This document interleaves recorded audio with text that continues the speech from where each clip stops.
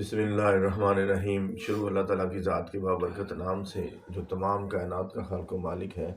اور ان گن تعداد درود و سلام نبی آخر زمان صلی اللہ علیہ وسلم کی ذات اقدس پر جو کہ وجہ تخلیق کائنات ہے، اور اللہ کے لیے ہی ہے مشرق اور مغرب، پھر جس طرف بھی تم رخ کرو گے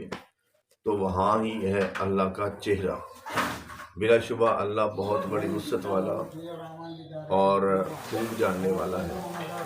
اور انہوں نے کہا بنا لی ہے اللہ نے اولاد، اور وہ اس سے پاک ہے، بلکہ اسی کے لیے ہے جو کچھ آسمانوں اور زمینوں کے اندر، سبھی اسی کے لیے عاجزی کرنے والے ہیں۔ وہ انوکھا موجد ہے آسمانوں کا اور زمین کا، اور جب وہ فیصلہ کرتا ہے کسی کام کا تو صرف یہی کہتا ہے اس کو تو ہو جا، تو وہ ہو جاتی ہے۔ اور کہا ان لوگوں نے جو نہیں علم رکھتے تھے، کیوں نہیں کلام کرتا اللہ تعالیٰ کی ذات ہم سے، اور کیوں نہیں آتی ہمارے پاس کوئی بھی نشانی آیت۔ اسی طرح کہا تھا ان لوگوں نے جو ان سے پہلے تھے، مثل ان کے قول کے ایک جیسے ہو گئے ان کے دل، تحقیق ہم نے بیان کر دی نشانیاں ان لوگوں کے لیے جو یقین رکھتے ہیں۔ بلا شبہ ہم نے ہی بھیجا آپ کو حق کے ساتھ خوشخبری دینے والا اور ڈرانے والا، اور نہیں آپ سوال کیے جائیں گے دوزخ والوں کی بابت۔ اچھا، اب آج کے لیے ہم پڑھتے ہیں اللہ کی ذات آگے کیا فرما رہی ہیں۔ ولن تاردا، اور ہرگز نہیں راضی ہوں گے ان کا آپ سے، الیہود و یہودی والنصارا، اور نہ ہی عیسائی، حتیٰ کہ تتبع آپ پیروی کریں ملتہم ان کی ملت کی۔ اب اللہ کی ذات جو ہے کہ ہم لوگوں کو یہ تنبیہ بھی کر رہے ہیں کہ آپ جتنا مرضی راضی کر لیں، جتنا مرضی پیروی کر لیں یہودیوں کی اور عیسائیوں کی اور ان کی کتاب کی یا ان کے احکامات کی، تو وہ کبھی بھی آپ سے راضی نہیں ہوں گے، جتنا مرضی ٹل لگا لو۔ تو اس کا یہ فیصلہ ہے قرآن پاک کا، اللہ تعالیٰ کی ذات کا ہے، حتیٰ کہ آپ ان کی پیروی کریں، ان کی ملت کی، ان کی قوم کی آپ پیروی کر لیں، تو عیسائی اور جو یہودی لوگ ہیں وہ آپ سے کبھی بھی خوش نہیں ہوں گے، کبھی بھی آپ سے راضی نہیں ہوں گے۔ کل انا، بے شک کہہ دیجئے، ہود اللہ، اللہ کی ہدایت، ہوا وہی، ہوول ہدا، وہی ہدایت دینے والا ہے۔ یعنی ان سے کہہ دیجیے کہ بے شک وہی ہدایت ہے اور حقیقی ہدایت ہے جو اللہ تعالیٰ کی ذات کی طرف سے ہدایت ہے۔ یعنی جس کو اللہ تعالیٰ کی ذات ہدایت دیتا ہے وہی حقیقی ہدایت ہے، اس سے بڑھ کوئی اور کوئی ہدایت نہیں۔ چاہے آپ عیسائیوں کی پیروی کر لیں، چاہے آپ یہودیوں کی پیروی کر لیں، تو وہ کبھی بھی آپ سے راضی نہیں ہوں گے اور کبھی بھی وہ آپ سے خوش نہیں ہوں گے۔ تو جو ہدایت اللہ تعالیٰ کی ذات کی طرف دیتا ہے وہی سب سے بہترین اور حقیقی ہدایت ہے۔ تو اس لیے آج کے دور میں ہم مسلمانوں کو یہ جو پاکستان کا نظام ہے، جس کی بنیاد تو ہم نے لا الہ الا اللہ کے اوپر لی تھی، اس کو ہم جب تک اس زمین کے اوپر نظام الہی، نظام مصطفیٰ کے اندر کنورٹ نہیں کرتے، اس کی کوشش نہیں کرتے، اس کے لیے سٹرگل نہیں کرتے ہیں، تو اس وقت تک ہماری زندگی کے کوئی مقاصد پورے نہیں ہوتے ہیں۔ نماز روزہ حج زکوٰۃ تو ہم پڑھ رہے ہیں، باقی پوری دنیا کے اندر مسلمان پڑھ رہے ہیں، کوئی نہیں روک رہا ہے۔ اصل بات کیا ہے؟ اس نظام کی ہے جو کہ ہمارے پیارے نبی حضرت محمد صلی اللہ علیہ وسلم کی ذات اقدس نے دین محمدی کی شکل میں ہمیں دیا ہے۔ اسی نظام کو ہم نے پوری کائنات کے اندر لاگو بھی کرنا ہے، اور یہی خلافہ فی الارض کا جو ہے نا مشن ہونا چاہیے، اور یہی حضرت انسان کا مشن ہونا چاہیے جو دین محمدی کی پیروی کرتے ہیں۔ تو اس میں کہا گیا کہ آپ جتنی مرضی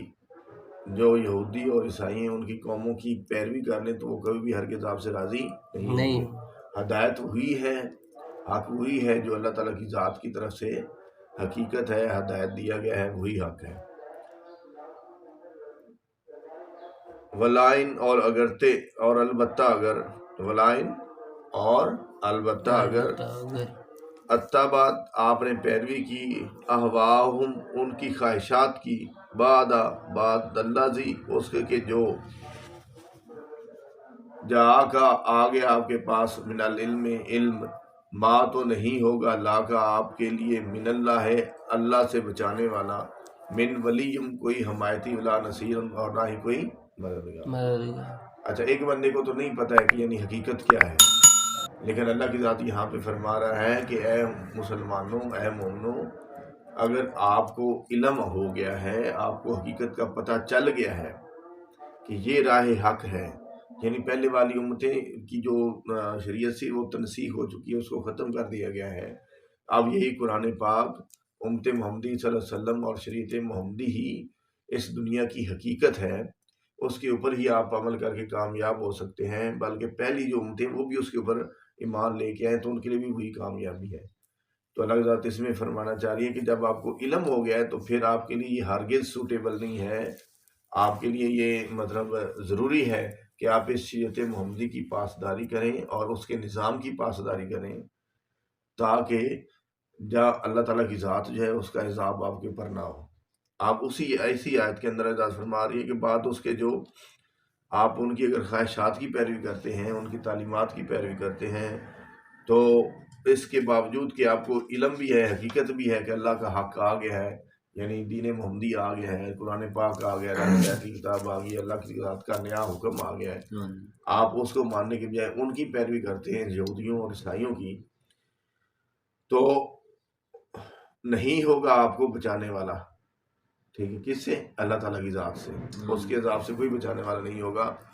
اور نہ ہی کوئی آپ کا حمایتی ہوگا اور نہ ہی کوئی آپ کا مددگار ہوگا۔ تو اس لیے ہمارا یہ فرض بنتا ہے کہ پاکستان جس کی بنیاد لا اللہ کے اوپر رکھی گئی ہے، پاکستان کے اندر اور پاکستانی عوام کی اس وقت فلاح و بہبود ہو ہی نہیں سکتی جب تک اس پاکستان کا نظام قرآن پاک کے مطابق نہ ہو اور سنت رسول صلی اللہ علیہ وسلم کے مطابق نہ ہو، اللہ تعالیٰ کی ذات کے احکامات کے مطابق نہ ہو، ورنہ یہ سارا کچھ کفر ہے، ٹھیک ہے، اس کی گواہی تو قرآن پاک بھی دے رہا ہے۔ تو اس لیے ہمیں اب تو علم ہو گیا، جن کو نہیں علم ہو اب تو علم ہو گیا نا، کہ یعنی ہمیں ہر حال میں کوشش کرنی ہے کہ اللہ تعالیٰ ذات سے جو خلیفہ فی الارض ہمیں بنا کے بھیجا ہے، انی جاعل فی الارض خلیفہ، اس کی پیروی کرتے ہوئے پاکستان کے اندر باشمول پوری دنیا کے اندر نظام الہی شریعت محمدی صلی اللہ علیہ وسلم کو لاگو کرنے کی کوشش کرنی ہے۔ اگر ہماری اس کوشش کے اندر جان بھی چلی جاتی ہے تو میں کہتا ہوں یہ زندگی کا سب سے بڑا سودا ہے، آپ اس کو کر لینا چاہیے، تاکہ اللہ اور اس کا رسول راضی ہو گئے تو پھر دنیا کی ہر ایک چیز جو ہے وہ آپ کے لیے جو ہے نا وہ راضی کر دی جائے گی اور وہ آپ کے لیے جو ہے نا حلال کر دی جائے گی۔ الذین آتیناہم، وہ لوگ آتیناہم ہم نے دی انہیں الکتاب و کتاب، یتلونہ وہ پڑھتے ہیں اسے، حق کا تلاوت ہی، جس طرح حق ہے اس کے پڑھنے کا، اولئک وہی لوگ یؤمنون ایمان لاتے ہیں بے ہی اس کے ساتھ۔ اب اس میں اللہ تعالیٰ فرماتا ہے کہ وہی لوگ جن کو ہم نے کتاب دی اور وہ اسی کتاب کو اس طرح ہی پڑھتے ہیں، اس طرح سمجھ کے پڑھتے ہیں کہ وہ اس کا حق ادا کر دیتے ہیں، اور وہ مطلب اس کے ساتھ ایمان لے آتے ہیں، اس کو پڑھ کے سمجھتے ہیں اور اس کے اوپر ایمان لے آتے ہیں اور اس کے مطابق اپنی زندگی گزارتے ہیں، ان کے لیے کیا ہے؟ ومن، اور جو کوئی یکفر و کفر کرتا ہے بے ہی اس کے ساتھ، فاولئک، تو وہی لوگ ہیں ہم الخاسرون، خسارہ پانے والے، یعنی ایک بندے کو تو علم ہی نہیں ہے، ٹھیک ہے، ان پڑھوں کی تو یعنی بخشش ہے جن کو پتہ ہی نہیں ہے علم کا، اور جن کو علم کا پتہ ہے، جنہوں نے اس کتاب کو پڑھا ہے اور اس سے ہدایت لی ہے اور ان کو سمجھ آ گیا کہ حق کا راستہ یہ ہے، اس کے باوجود بھی وہ اللہ تعالیٰ کی ذات کے احکامات کے اوپر عمل نہیں کرتا ہے، ٹھیک ہے، کہ ان کے اوپر اللہ کی ذات کے احکامات کے اوپر عمل نہیں کرتا تو اس کے لیے اللہ کی ذات کی طرف سے عذاب ہے۔ اور جو کوئی کفر کرتا ہے یعنی انکار کرتا ہے اس کتاب کی، تو پھر کیا ہے؟ وہی لوگ خسارہ پانے والے ہیں، کیا ہے؟ وہی لوگ خسارہ پانے والے ہیں۔ اور کچھ لوگ ایسے ہیں جن کو ہم نے یہ کتاب دی، وہ پڑھتے ہیں اسے اس طرح جس طرح پڑھنے کا حق ہے، اور وہ اس کے اوپر ایمان بھی لاتے ہیں، لیکن وہ لوگ جو کہ پڑھ بھی لیتے ہیں، دیکھ بھی لیتے ہیں، پھر بھی کفر کرتے ہیں، تو اللہ تعالیٰ فرماتا ہے کہ ان کے لیے خسارہ ہے۔ کفر سے یہ مراد نہیں کہ وہ کلمہ نہیں پڑھتے، کفر کا مطلب ہے انکار کرنے والا، اللہ کے ذات کے احکامات اور سنت نبوی صلی اللہ علیہ وسلم کی ذات کی احکامات سے روگردانی کرنے والا، اس سے انکار کرنے والا، ان کے اوپر عمل نہ کرنے والا، ٹھیک ہے۔ تو ہمیں کوشش یہ کرنی چاہیے کہ جتنا ہو سکے کہ اللہ اور اس کے رسول کے جو احکامات ہیں، قرآن پاک کے جو احکامات ہیں، ان کو اپنی زندگی کے اندر لاگو کریں اور ان کے اوپر عمل کرنے کی کوشش کریں۔ ہم کوشش کر سکتے ہیں نا، اور ہو سکتا ہے اللہ کی ذات کو یہ ہماری کوشش پسند آ جائے اور ہماری بخشش کا سبب بن جائے۔ میرے خیال آج کے لیے ہم جو ہے نا اتنا ہی کرتے ہیں۔ اللہ تعالیٰ کی ذات ہمیں اس قرآن پاک کی جو آیات ہم نے ابھی تلاوت کی ہے کہ ہم تک جو حق آ پہنچا ہے اس کے ذریعے اس کے اوپر عمل کرنے کی توفیق عطا فرمائے، اور پاکستان کے اندر نظام الہی کو نافذ کرنے اور اس کے لیے کوشش کرنے کی توفیق فرمائے اور ثابت قدم رکھے، اور ہمیں قرآن پاک کو صحیح معنوں میں سمجھنے اور اس پر عمل کرنے کی توفیق عطا فرمائے۔ اللہ ہم سب کا حامی و ناصر ہو، آمین ثم آمین۔